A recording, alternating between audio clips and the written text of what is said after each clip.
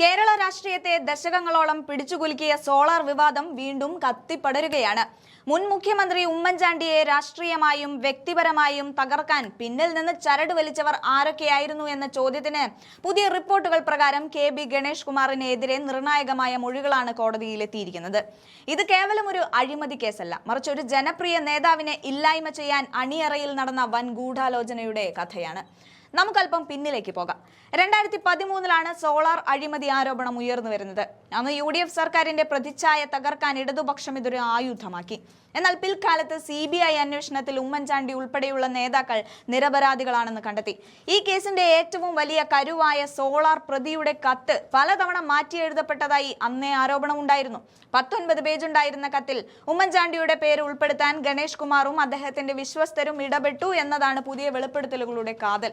ശരണ്യ മനോജ് ഉൾപ്പെടെയുള്ളവരുടെ വെളിപ്പെടുത്തലുകൾ ഗണേഷ് കുമാറിലേക്ക് നീളുന്ന വിരലുകളാണ്.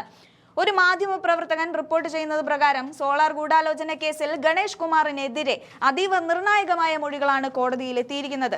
ഉമ്മൻചാണ്ടിയെ കേസിലേക്ക് വലിച്ചിഴയ്ക്കാൻ വ്യാജ കത്ത് നിർമ്മിച്ചതായും ഇതിനായി ഗൂഢാലോചന നടത്തിയതായും സാക്ഷികൾ മൊഴി നൽകുന്നുണ്ട്.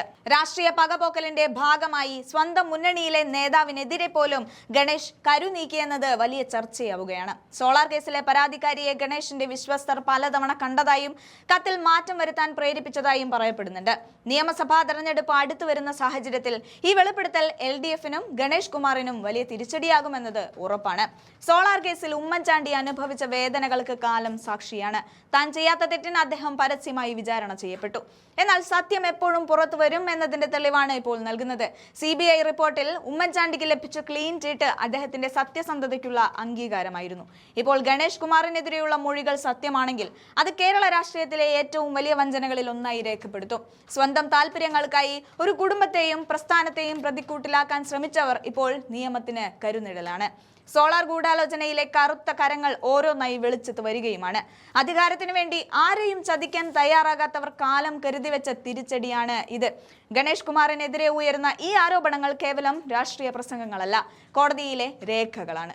ഉമ്മൻചാണ്ടി എന്ന ജനനായകനെ വേട്ടയാടിയവർക്ക് ഇനി ജനകീയ കോടതിയിൽ സമാധാനം പറയേണ്ടി വരുമെന്നത് തീർച്ച. സത്യം ജയിക്കുമെന്നത് വെറും ഒരു വാക്കല്ല, അത് സോളാർ കേസിന്റെ കാര്യത്തിൽ ഇതാ യാഥാർത്ഥ്യമാവുകയുമാണ്.